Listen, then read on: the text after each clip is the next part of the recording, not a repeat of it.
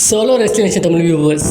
So guys, இன்னைக்கு ஃபைனலாக நம்ம கெனி ஒமேகா ரிட்டர்ன்ஸ். ஸோ ஆமாம் காய்ஸ், ஒரு கடைசியாக நம்ம கெனி ஒமேகா வந்து ஏடபிள்யூ கொலிஷனில் எம்ஜிஎஃபோட மேட்ச்சில் பார்த்தோம். அதுக்கப்புறமா பார்த்தீங்கன்னா ஒரு 5 மாதமாக காலியாக வரவே இல்லை.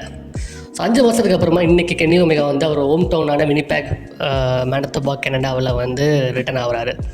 ஸோ ஷோவோட மெயின் இவெண்ட்டே அதுதான். ஸோ கெனி ரிட்டர்ன் ஆகிறாரு கைஸ். க்ரௌடெல்லாம் வழக்கம் போல் பார்த்தீங்கன்னா க்ரௌடெல்லாம் வந்து ரொம்ப கெனியை பார்த்து சந்தோஷமாயிடுறாங்க. வெல்கம் ஹோம் கெனின்னு கத்துறாங்க. ஸோ கெனி வந்து எமோஷ்னல் ஆகிறாரு கைஸ். கெனி வந்து பார்த்தீங்கன்னா அவரோட ஏன் அவர் 5 மாதமாக வரலங்கிறத வந்து ஆடியன்ஸு சொல்கிறாரு.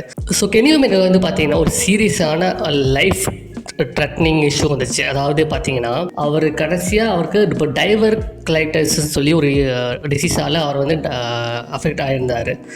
ஸோ அது வந்து பார்த்தீங்கன்னா அவர் டாக்டர்கிட்ட அட்மிட் ஆகும்போது டாக்டர் சொல்லிட்டாங்க, 24 மணி நேரம் லேட்டாக வந்துருந்தீங்கன்னா கென்னி நீங்கள் உயிரோடவே இருந்திருக்க மாட்டீங்கன்னு சொல்கிறாங்க.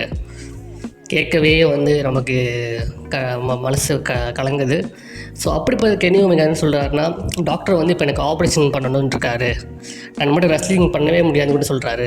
இல்லை ஆப்ரேஷன் பண்ணாமல் நீங்கள் கண்டினியூ பண்ணணுன்னா பண்ணலாம், ஆனால் அது எப்போ அது ஒரு டைம் பாம் மாதிரி உங்கள் லிவரில் வந்து இருந்துகிட்டே லங்ஸில் வந்து இருந்துகிட்டே இருக்கும் அப்படிங்கிறாங்க. ஸோ அதெல்லாம் படித்து கென்னி வந்து எமோஷ்னல் ஆகிறாரு.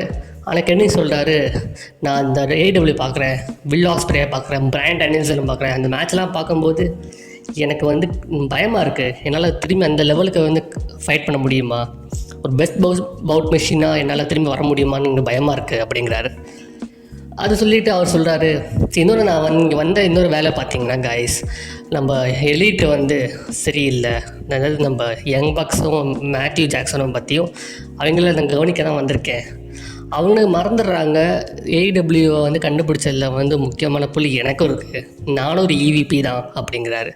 ஸோ என்ன அவங்களால வந்து எலிட்லேருந்து வந்து வேணால் வெளில தூக்கலாம், ஆனால் ஏடபிள்யூலேருந்து வெளில தூக்க முடியாதுங்கிறாரு.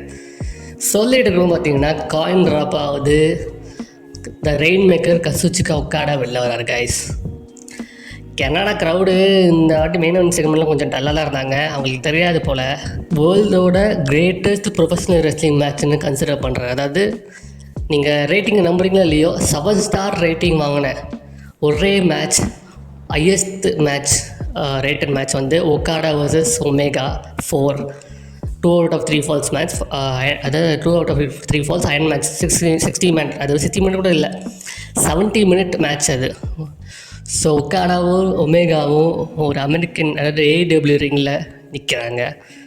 க்ரௌடு கத்துறாங்க. பட் இது கேட்டிங்கன்னா இதெல்லாம் வேறு லெவலில் கத்திருக்கணும். அது எப்படி ஜான்சன் ஏஜ் ஸ்டைல்ஸ் கத்துறாங்க தெரியுமா, அந்த லெவலில் கத்திருக்கணும். இதெல்லாம் சொல்லிட்டு இருக்கும்போது சொல்கிறாரு ஒமேகா, இந்த கொஞ்சம் மாதம் கொடு, எனக்கு கொஞ்சம் டைம் கொடு, நானும் நீ இங்கே ஏடியில் மோதி பார்த்துக்கலாம் அப்படிங்கிறாரு.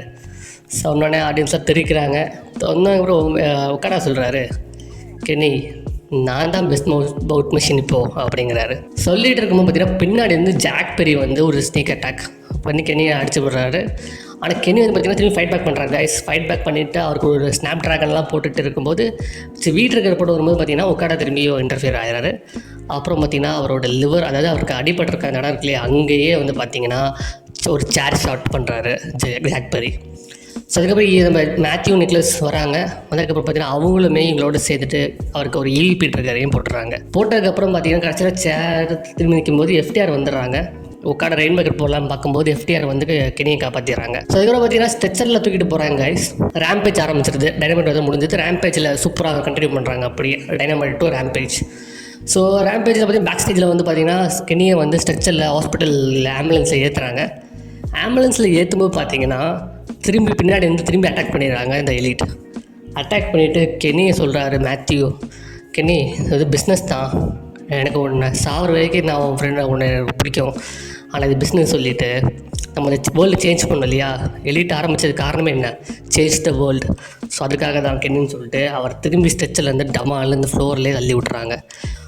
ஃப்ளோரில் விழுந்து கென்னி வந்து பார்க்கவே பாவமாக இருக்குது, அப்படியே உடஞ்சி போயிடுறாரு. அதுக்கப்புறம் பார்த்திங்கன்னா அங்கேருந்து நம்ம எலிட்டு போயிடுறாங்க. ஸோ அதோட பார்த்திங்கன்னா அந்த செக்மெண்ட் முடியுது. ஸோ ஓவரால் பார்த்திங்கன்னா கைஸ், டைனமைட்டு வந்து செம்ம ஒரு, அது ஏடபிள்யூ வந்து செம்ம ஒரு ஸ்டோரியை பிடிச்சிட்டாங்க என்ன கேட்டிங்கன்னா. இதை வந்து பார்த்திங்கன்னா ஏன்னா இன்றைக்கி ஓப்பனிங் ஷோட இன்ட்ரோவே பார்த்திங்கன்னா செம்மையாக பண்ணியிருந்தாங்க. யங் பாக்ஸ் ஃபுல் கண்ட்ரோல் அவங்க தான். அவங்க வந்து பார்த்திங்கன்னா நம்ம ஸ்வர்வ் ஸ்ட்ரிக்லாண்ட் இருக்காரு இல்லையா, ஸ்வர்வ் ஸ்ட்ரிக்லாண்டுக்கும் கிறிஸ்டன் கேஜேக்கு ஒரு ரிட்டர்னை போட்டுவிட்டு கிறிஸ்டன் கேஜே வந்து டேரெக்டாக ஒரு சாம்பியன்ஷிப் மேட்சை கொடுத்துட்டாங்க ஸ்வர்வ் வந்து ஒரு எதிராக. ஸோ அந்த ஒரு ஃபியூடை அவர் இது பண்ணி விட்டாங்க டைனமைட்டில்.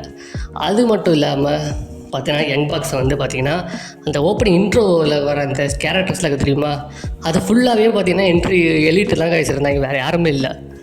ஸோ வந்து பார்த்திங்கன்னா ஒரு சூப்பரான ஒரு ஸ்டோரி அங்கே போயிட்டுருக்கு.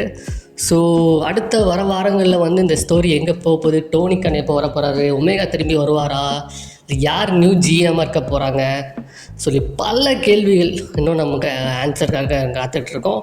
ஸோ பார்த்திங்கன்னா ஏடபிள்யூ வேறு லெவல் பண்ணிகிட்டு இருக்காங்க, இப்போ சொல்லி ஆகணும்.